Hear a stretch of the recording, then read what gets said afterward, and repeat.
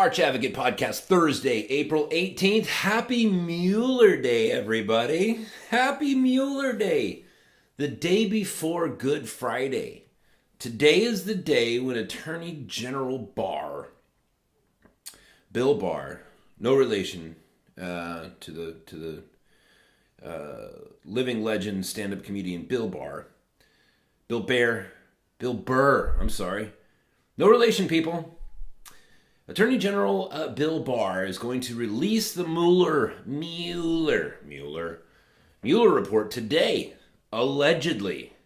I say that, listen, they've been threatening this for a couple weeks now. So allegedly, today we're going to get the Mueller report. It's like, remember Second Breakfast in The Lord of the Rings?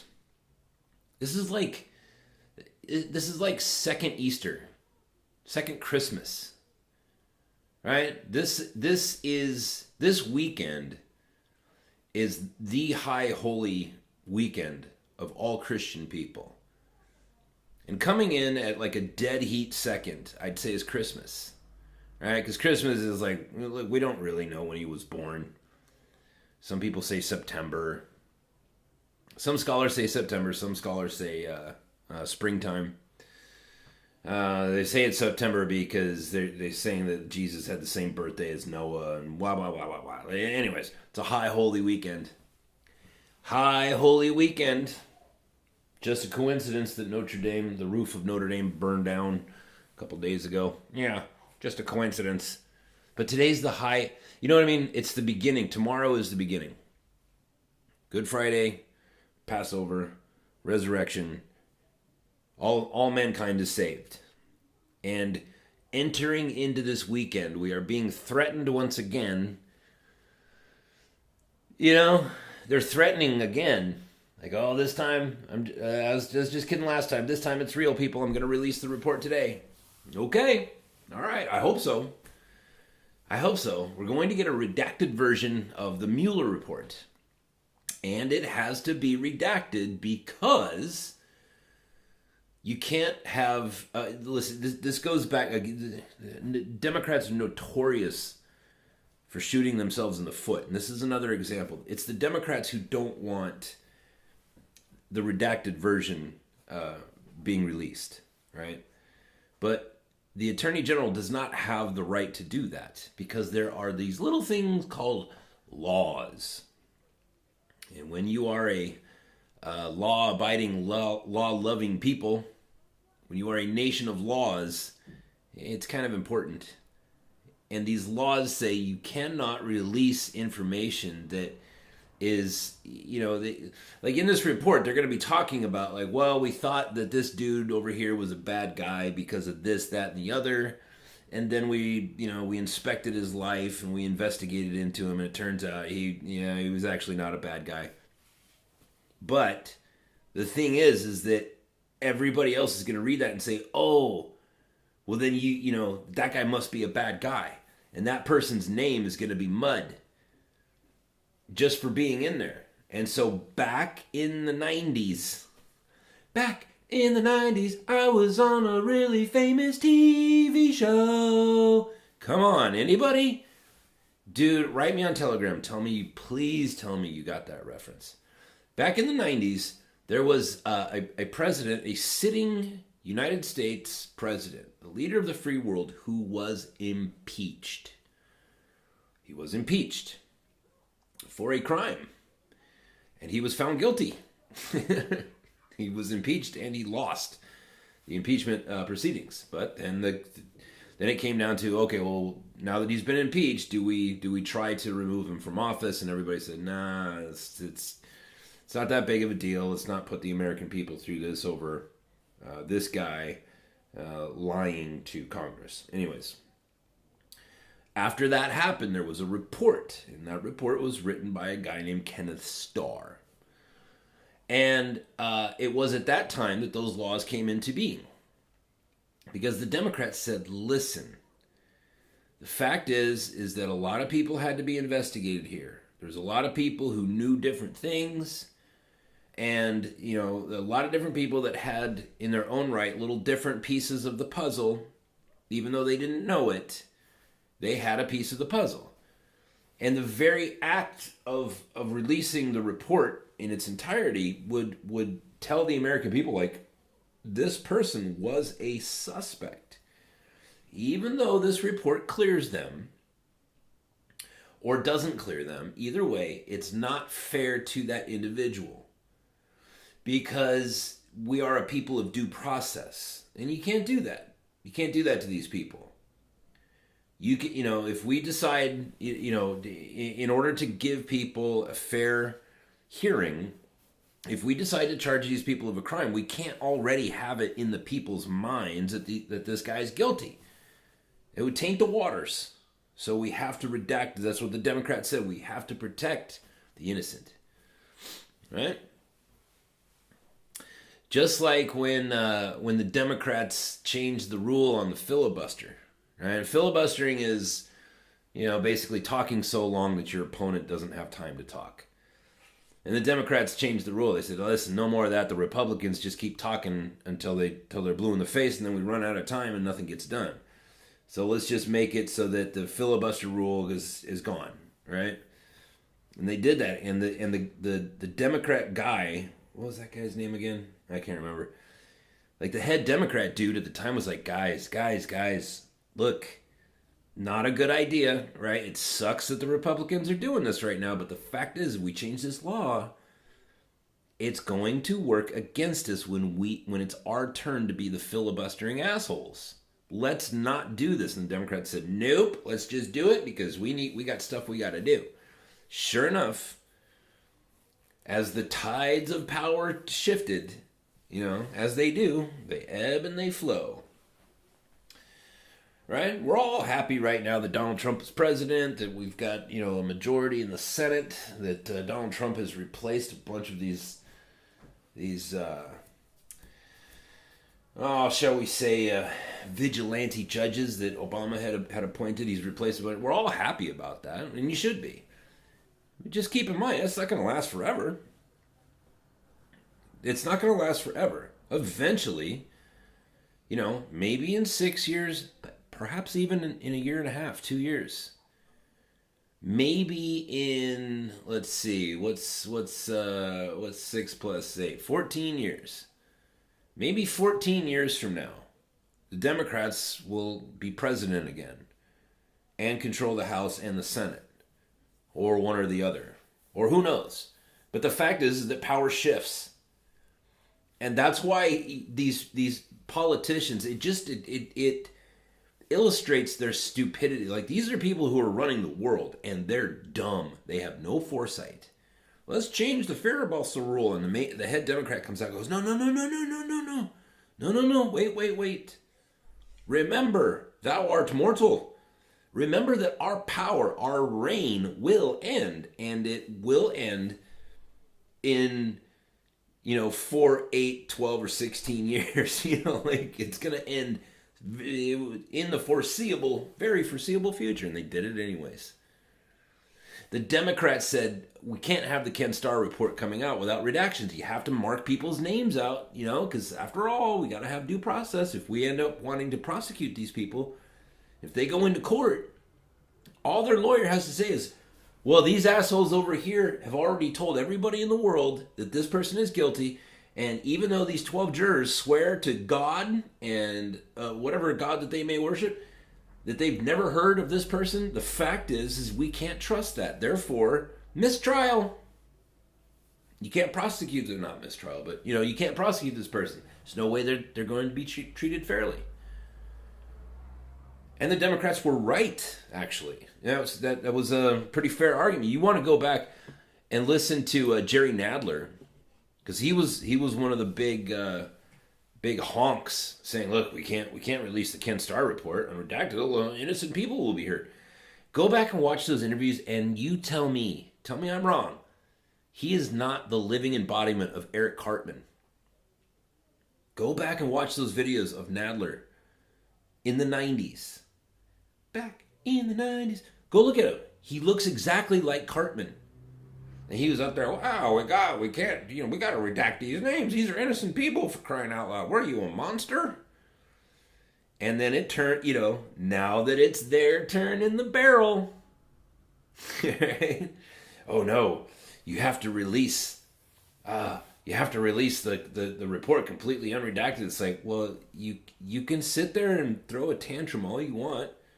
You can call Barr, you can call him a Nazi, a white supremacist, a Trump lover, a Trump insider, a Trump spy. You can call him whatever you want. But what you won't be able to call him is guilty in a court of law. You know why? Because he's following the law. He is following the law. You're welcome, Democrats. You can thank yourselves for that. Go down to the mirror. Go down to the little bathroom in the halls of Congress. Look in the mirror. Say thank you, because you did it. Literally, Jerry Nadler. You did this. If you don't like it, this is a consequence of what you did. By the way, I thought you were right in the 90s. That was a fair argument to make. You can't, it's like the OJ thing. You can't prosecute a guy like OJ. It's not fair. Because nobody in America, there was no red-blooded American who did not feel a certain way about the juice. The Hall of Fame running back for the Buffalo Bills. You mean to tell me you never heard of that guy? Shut up. Yes, you have. Right? It's 12 the jury is 12 of your peers who've never heard of you, who've never heard of the case. They don't feel one way or another about you. You can't prosecute a guy like that. You're too famous. Everybody's heard of you. You're never going to get a fair trial. You know what I mean? Like, I'm not saying that I think it's good that he got off. I'm just saying it's like, how are you going to... It'd be like prosecuting Michael Jackson. There's no way to give that guy a fair trial. One of the most beloved people in the history of the United States, you're going to prosecute that guy? You're telling me you're going to get 12 people who've never heard of him. Well, unless they're all wearing light blue button-down shirts with black suspenders and a little bow tie and one of those funny Jewish hats, but they're not Jewish somehow. The wide-brimmed, Hasidic hats. I'm talking about the Amish. Unless you have 12 Amish people on that thing, because the Amish, they don't have TV, they don't have cell phones or whatever. If you put 12 Amish people on the jury, then I'll believe you. But since they don't interact with the rest of us, that's not going to happen. So you can't have a fair trial for guys like these people. They're too famous. And that's a real shame, because that's the whole reason of having 12 strangers come in and judge you. You're insulated by the fact that they don't know you, that they're going to be... And so if you're innocent, they're going to see it, because they don't care about you either way. They're just looking at the facts. So if Mueller, if Mueller wrote in there, you know what, like I thought Don Jr. was a bad guy, and I thought that there was some business that was shady in the Trump Tower. He certainly, there's going to be notes in there about Don Jr., right? Because we know that because they were talking about it over the last 2 years. Well, Don Jr. had this meeting in the Trump Towers with the Russians, rah, rah, rah, rah, right? That's going to be mentioned in the report. Absolutely. But you have to redact it. Why? Because that is a citizen of the United States who has not been accused of a crime, who may or may not be on your potential list of people that you want to accuse of a crime, and you can't have anything that would look bad to that he was being investigated by the special counsel. And I'm just using Don Jr. because it's easy and it's right there, but there's a lot of people like that. There's people that you never heard of, right? Like that George Stephanopoulos guy, or Stephanopoulos, whatever his last name is, like his wife, right? Who's been on Fox? She's been on CNN and Fox a couple times. Nice, she seems like a nice lady. You know, if they started looking into her at some point, that's going to be in the report. And it's like, you know, and it could say, well, we thought she was up to no good, but then we investigated and it turns out there was nothing there. Well, that's not what CNN's going to focus on. They're just going to focus on, oh my God, George Stephanopoulos' wife is a Russian spy. And then they're going to put that into the minds of millions of people. Thus damaging, like if it turns out that she actually was guilty of something, now you've ruined it. Now you can't charge her with anything. Because the media tainted it. That's why they redact things. That's why it's a law, right? That they redacted things. So we're going to get a version of the Mueller report that's not going to say anything, by the way. But the Christmas present, right? The second Easter gift, the little toy inside the plastic egg that we're getting today, is the media is going to go bananas. Bananas, bananas. I'm a banana. I'm a banana. Come on, anybody? Anybody see that video? Write me on Telegram. Or reach me on Twitter, @RealPeteDobson1. So, this just came out in the Washington Post. I want you to understand this. Because this is what I have in my mind, like what I'm trying to get to, and hopefully I'll be able to get there, is like just the complete, inevitable breakdown of leftist thinking. Right? So this is the Washington Post I'm going to quote from. The Washington Post, which used to be an iconic, you know what I mean? An icon. The very symbol of truth in journalism. The Washington Post. And then Amazon bought them out, and now Amazon controls the news. What could possibly go wrong there? So the Washington Post wrote a long time ago, said Fox News hosts such as Tucker Carlson, Laura Ingraham, and especially Sean Hannity. I'm sorry, you know what? I beg your pardon. They did not write this a long time ago. This is all, I believe this is all one shot. Here, let me click on this real quick. Anyways, let me read this to you. Fox News hosts such as Tucker Carlson, Laura Ingraham, and especially Sean Hannity have been slammed for spending nearly 2 years clamoring for an investigation of the investigators. ... End quote. And that's absolutely right. Them and many other people. Rush Limbaugh, Mark Levin. I'm a big fan of Mark Levin, by the way. Yeah, we need to investigate the investigators. We need to watch the detectives, as Elvis Costello said. This is from the Washington Post. These three people have been slammed for spending nearly 2 years clamoring for an investigation of the investigators. Quote. So, starting over with the quotes. It would behoove, now respect, anytime you can work the word behoove into your sentence, you've won. You're winning that day. It's not an easy word to work into your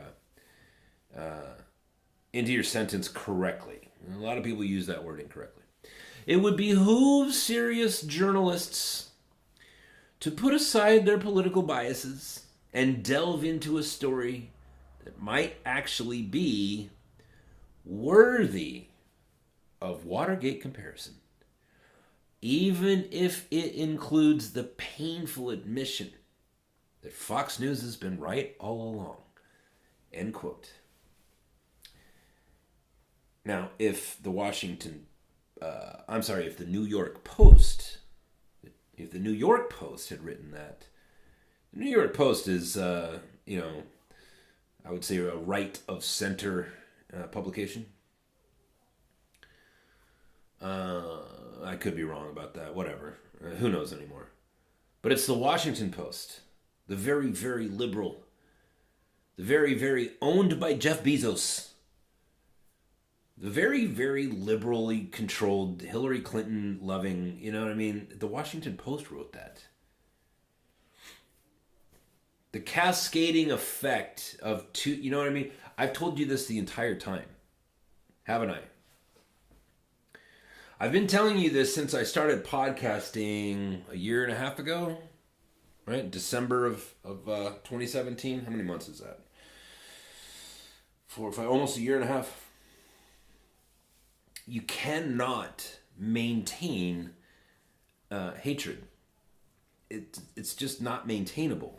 You can't. It to be angry and resentful and hateful, bitter. You know, you can do that for a while, but eventually, like, you run out of gas. It's just you burn through so much energy when you're angry. Now, listen, there's all kinds of things to be angry about, and in fact, anger in its proper place is good.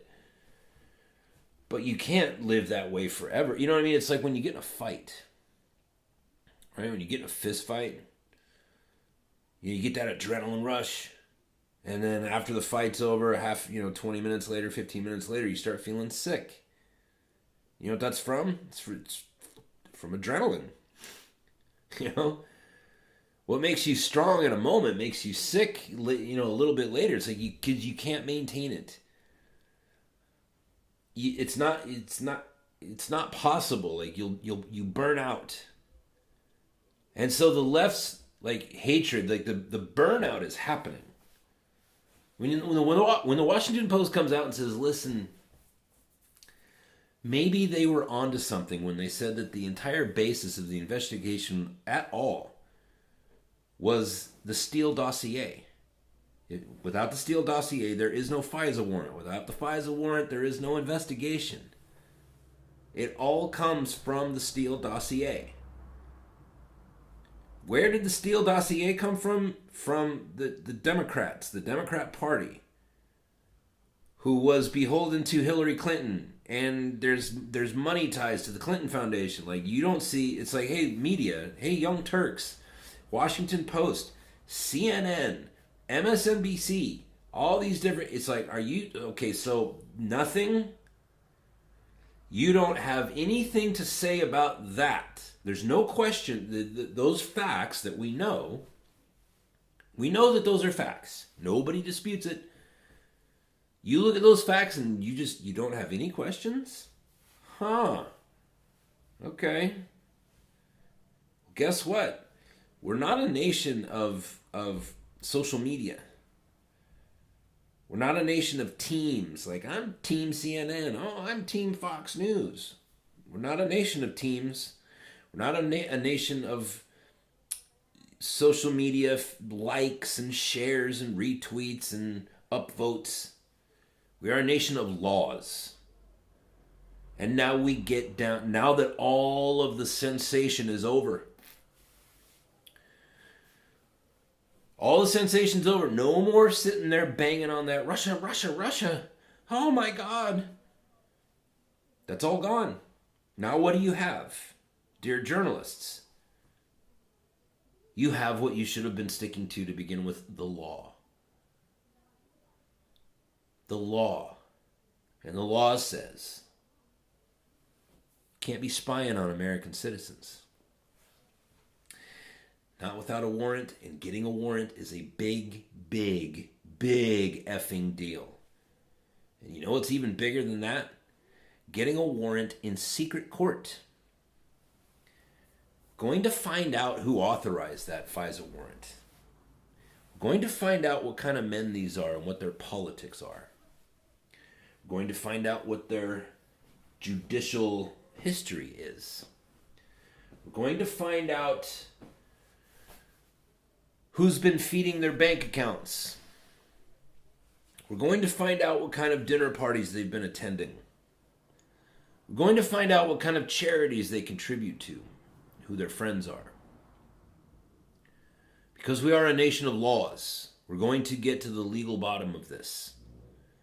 We are not going to see an unredacted version of the Mueller report today because there are laws.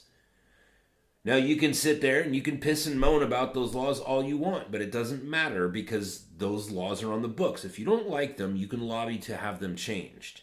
But in the meantime, Those are the laws. There's all kinds of laws in the United States I don't like, and I hope to change.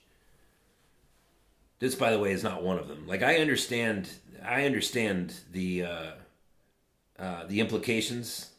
I'm serious when I tell you, like, when the Democrats moved to protect Bill Clinton in the 90s, they did it with, even though they were being shitty, the fact is the arguments that they made were sound. Those were sound arguments. We can't release the Ken Starr report because it's going to make innocent people look bad. And we can't have that in case we want to prosecute them in the future. It's like, oh, that's actually a very good argument. I don't like you, and I don't like your politics, and I especially don't like what you're doing. You're only trying to protect your boy. But the fact is, you're doing it making a well thought out, well reasoned argument, which I cannot deny. That's a good argument.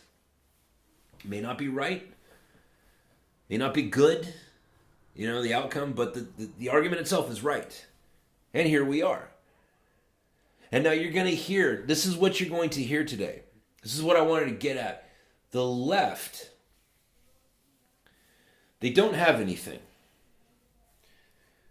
Donald Trump was being tried in the media for 2 crimes. Colluding with the Russians, which is odd because collusion is not a crime. And obstruction of justice. Right? And by the way, in order to have obstruction of justice, you have to have a crime. An underlying crime, which there isn't one. There isn't an underlying crime. You say, well, no, it's collusion with the Russians. Okay, has he been charged? Okay, well, then there is no crime. If you have no criminal charges, then you've not alleged a crime. And nobody has alleged a charge. Have they? Donald Trump does not have a court date for colluding with the Russians. So they're not going to have anything. So what the left is going to do all weekend, as the Christian world celebrates the fact that God came down and took human form and paid for all of our sins with his own blood and set mankind free, CNN will have the sodomite Don Lemon on television talking about what was not in the Mueller report. Now watch me on this. Follow me here and test me and see if this is not true. No matter what happens, the case that the leftist media, not lawyers and stuff, but and these unhinged Democrats like Nadler and like Mayor Pete Butt. Did you know the first 4 letters of his last name is literally Butt, B-U-T-T? Isn't it ironic? Don't you think?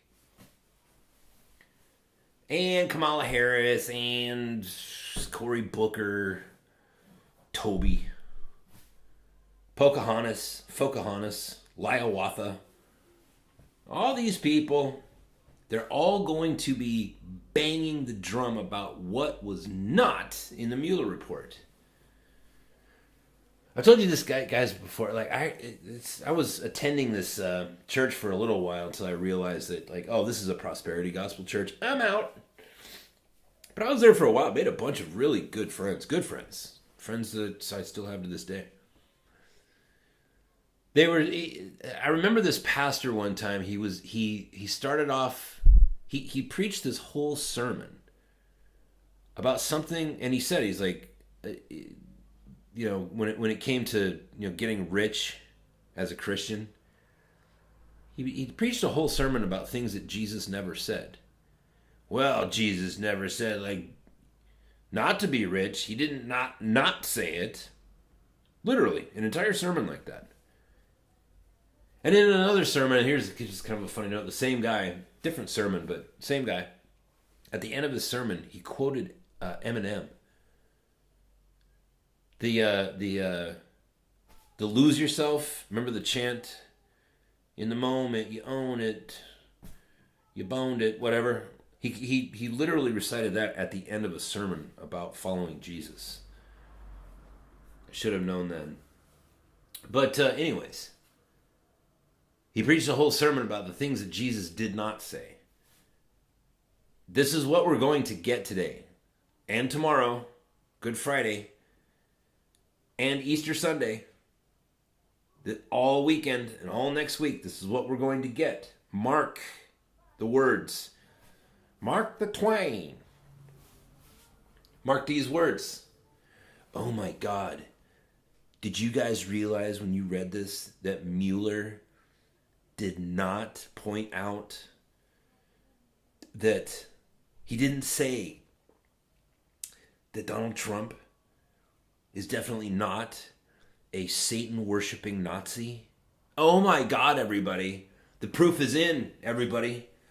Donald Trump is a Satan-worshipping Nazi who has a picture of Adolf Hitler in his bedroom hanging on the wall.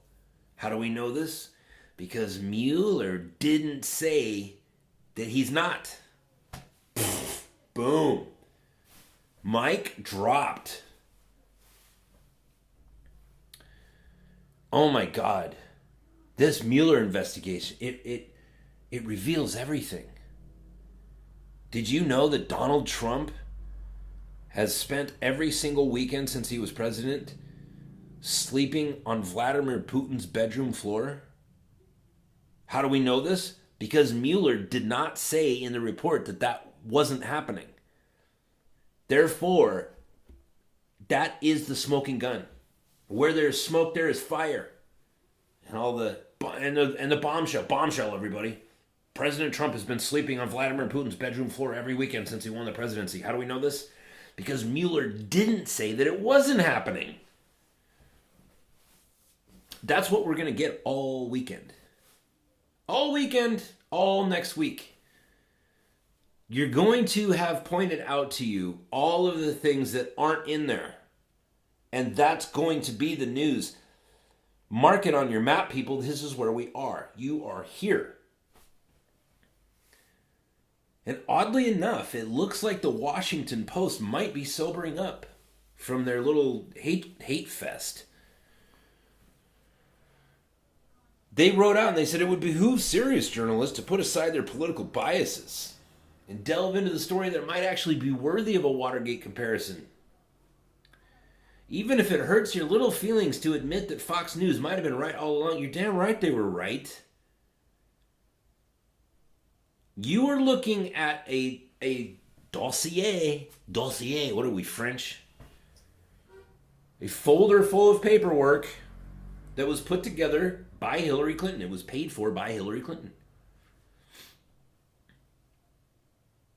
And that started the whole thing. And where did that dossier, what was the, you can go back all the way to the Stephanopoulos guy, or whatever his name is, that Greek dude that spent 4 months in jail.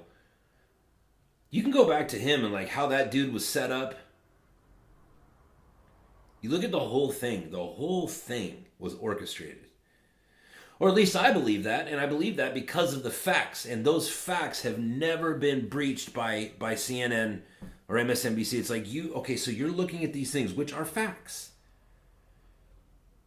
The Stephanopoulos dude met with the Australian guy that worked at the embassy. He met him at a bar. They were having drinks and this, that, and the other. Nobody disputes that happened. That's why that guy went to jail. Because he misremembered some timing facts. You said last time it was at 4:01, and now it looks like, your credit card bill says it was at 3:27. How do you answer this, man? Oh, I'm sorry. I guess I got the days wrong or the timing wrong. I don't know. The FBI came to me. They asked me some questions. I was off the top of my head. It's that's what I gave them.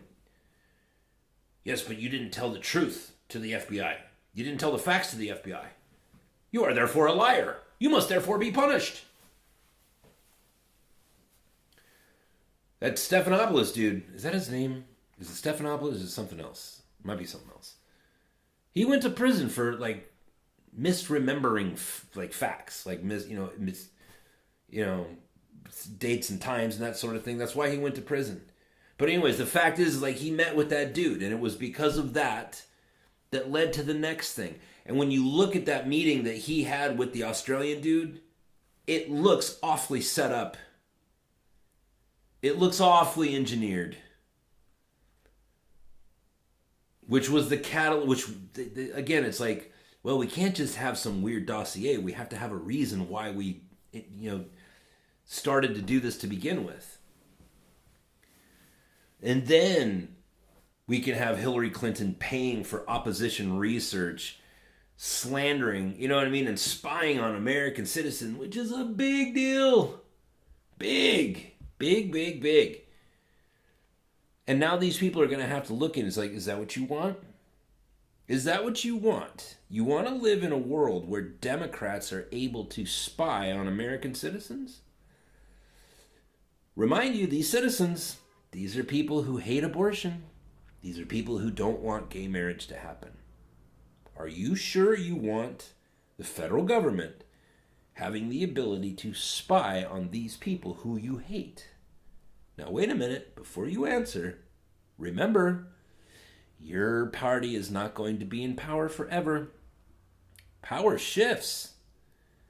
And when you have term limits, like as we do for the President of the United States, it shifts a lot. Mathematically, for the last 30 years, it's shifted every 8 years. So as it is that you think you're really giving yourself a leg up by saying yes, think about it. Are you sure you want Republicans spying on you? Because if you say yes, we don't have rules. Well, we do actually, but we're not supposed to have rules for one set of people and not for another. The law has to be spread out equally amongst everybody. So are you saying you want Republicans to just be able to willy-nilly spy on their political enemies? Are you sure? Be careful. Be careful, Democrat, how you answer that. And now coming around, the Young Turks with all of their hate monger. It's really amazing, the Young Turks. Their numbers, by the way. It's funny if you go onto their like Facebook or whatever, their YouTube channel, where it's like, oh, yeah, I see you have 4 million subscribers, but boy, your view numbers don't really bear that out. And I'm proud to say that I've had videos that have gotten more views than the Young Turks videos. Some of them. Right? And that's saying a lot because I am a small-time YouTuber. Small-time. I don't even have 1,000 subscribers yet. Their numbers are dwindling. The left is collapsing in the exhaustion of their hatred, where it's like they're just like balled up in the corner, just mumbling racist Nazi, yeah, fascist Nazi. Just the Trump derangement syndrome has caused them to collapse. And now somebody over at the Washington Post is like, hey, wait a minute here. Shouldn't we investigate these investigators? These things that Sean Hannity and Laura Ingraham and Tucker Carlson and Rush Limbaugh, these things that they've been saying, we should have been asking these questions all along. Do we want to live in a world where a legacy family like the Clintons can just pay some money and influence the leaders of secret court to investigate a United States citizen who happens to be running for president? Are you sure you want to live in that world? Because if you do, it's only going to last for a few years. Yeah, the Democrats will take back over eventually, and then guess what's going to happen after that? The Republicans will take back over. And back and forth we will go until the end of time. The power will ebb and flow. So when you place a buoy in the ever-changing sea of time, you better make sure that you can see it too.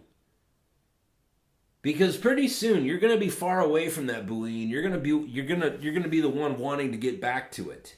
When you make a law, you have to think about that law being like, well, what's going to happen when things are exactly reversed?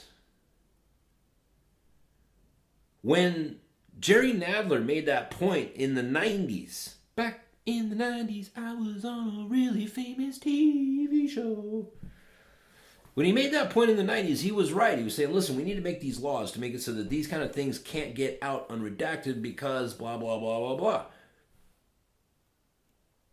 He was right. And at that time, you could see, like, yeah, there's no way this is going to blow back against us because this is a righteous law. Surprised it wasn't there the whole time. Like, this is a righteous law that we're having. And now that it's working against them, and now that they want that buoy of protection, that mile marker in the ocean of shifting power, now they're like, no, we need to get rid of that. We need to get rid of that. That's bullshit, man. This is working against us. It's like, dude, you wrote this law yourself. This is your law. And what's worse is, like, the Republicans, like, we're actually with you on that. As it applied to the Starr Report in the 90s. You were actually right, you filthy animal. Now you don't want it? Well, I'll tell you what there, Mr. Nadler. Why don't you go, this is the thing. Like, Nadler is being shown for the complete fraud that he was, especially like when Candace Owen just kicked him right in the poop hole. Did you see that? Nadler was all banging his little gavel. Oh, you won't say the word stupid. You won't call my colleagues stupid in this place. And Candace Owens is like, what? That's not what I said, you dumbass. Why don't you clean your ears out and listen to what the F I was saying? And then Nadler's like, remember that look that he had on his face? Like a petulant child. See, the thing is that even leftists can see what's going on here. And no amount of Young Turks, like going to the Young Turks when they talk about what happened with Candace Owens and Nadler, you go read through all the comments, and there's just comment after comment of leftists going, listen, Young Turks, like, I like you guys a lot, but you're wrong on this. Like, I saw what happened. And what you just said, that's not what happened. I saw what happened. CNN's ratings are down again, and this is the thing. Like, when the money dries up, that's how you know. You know what I mean? Like, the money tells you everything. The money tells you everything. So they talk about, like, Bernie Sanders getting $20 million, raising $20 million for his campaign, or maybe it was $30 million. I can't remember which one it was. It's like, okay, number one, we don't know where that money came from. That could have been George Soros. It could have been a handful of rich Democrat, psychopaths. But Donald Trump has something like 70 million, something like that. It's like twice or 3 times the amount that Sanders has.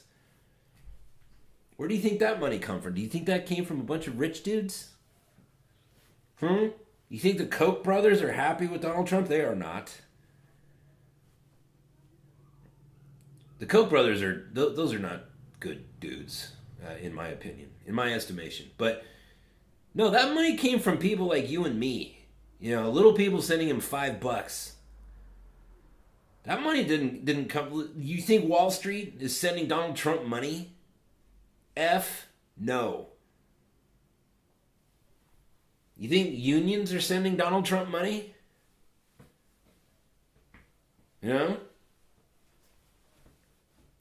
You think manufacturers are sending Donald Trump money? There are no manufacturers in America anymore. He's trying to bring them back, but you know what I mean? No, that money came from everyday citizens. We've got these people by the balls and by the money, and these people are collapsing on their own way. That thing with Bernie Sanders on Fox News the other day was hilarious. And there's a lot of Republicans or whatever. There's people bitching about Fox. Listen, I've got a lot of beef with Fox News, but Bernie Sanders being on there, that's not one of them. I thought that was hilarious. And furthermore, like, I want that. I want to be able to hear from my enemy. These people that are bitching about Fox News having Bernie Sanders on, it's like, do you not get the concept of know your enemy? Do you not understand that? Do you not understand why that's important? Do you not understand why we all need to hear what Bernie Sanders has to say? We need to hear that guy. There is a very real possibility that might become president of the United States. It's not a very good possibility, but it's very real. We need to hear that guy so that people look at that guy and go, wow, that guy is full of shit. There's no way I'm voting for him. And then the 2020 other Democrat hopefuls that are running for president, they all get votes from Democrats and thus negating all of the power of their vote. Because their votes are going to be spread out between Pete taking in the Buttigieg and, Kamala Harris and Hiawatha and Spartacus and all, Beto O'Rourke and all these people. Like, all of those people are going to drain the Democrats of their votes. After they hear what Bernie has to say. Whoa. The guy asked him, don't you think, that writing a book and making millions of dollars, don't you think that's, the American dream? And he goes, no. Finally, a Democrat answers a yes or no question correctly. Got to give him props for that. No. No, he said. No, I don't think that's good. I mean, because after all, he said, no, because I went to college and I'm a senator. As if being a senator gives you... Being a senator is not going to make you a bestseller. Hillary Clinton's book was not a bestseller. And is there any more famous of a Democrat than her? Right now, living? I mean, maybe Barack and Michelle. Anyways. So enjoy the festival this weekend. The festival. And try to only take it in today. And then have a happy Easter. Tomorrow's podcast, we're going to be talking about the crucifixion of Jesus Christ and what it means. That's what we're talking about tomorrow. It's Good Friday. And Saturday is my birthday. Sunday is Easter. I'm going to have a nice weekend. I've got another enterprise that I'm starting on Monday I'm very excited about. I'm going to keep podcasting, of course, but it's got this little side thing I'm going to be doing. Got to make some money, yo. And, have a happy Easter. Only observe this. Please, guys, please. Only observe this today. And then turn off your TVs and put your damn phone away for the weekend. Right? Remember tomorrow. Remember all day tomorrow. That a little over 2,000 years ago, tomorrow, is the day it happened. The turning point in the destiny of mankind. It changed tomorrow. Tomorrow is the day it actually happened. The Friday before Passover. That's tomorrow. That's what we're talking about on the show. Let me read you a little devotional. I'm going to read this little devotional here. April 18th. Peace is my continual gift to you. It flows abundantly from my throne of grace, just as the Israelites could not store up manna for the future but had to gather it every day, so it is with my peace. The day-by-day collecting of manna kept my people aware of their dependence on me. Similarly, I give you sufficient peace for the present when you come to me by prayer and petition with thanksgiving. If I gave you permanent peace independent of my presence, you might fall into the trap of self-sufficiency. May that never be. I have designed you to need me moment by moment. As your awareness of your neediness increases, so does your realization of my abundant sufficiency. I can meet every one of your needs without draining my resources at all. Approach my throne of grace with bold confidence, receiving my peace with a thankful heart. Amen. Hey, send some money. It's my birthday. It's Easter Sunday. It's the show cost me money. Please support the show. I'm being silenced by Facebook. YouTube is happening little by little. PayPal took down Owen Benjamin plus a bunch of other people. Patreon is out of the question. If you would support the show, please do that this weekend. for a number of good causes. Mainly my birthday, but also because the show needs it. You can support the show at Arch Advocate. That's, paypal.me/archadvocate. paypal.me/archadvocate. That's the show for today. And I will talk to you tomorrow.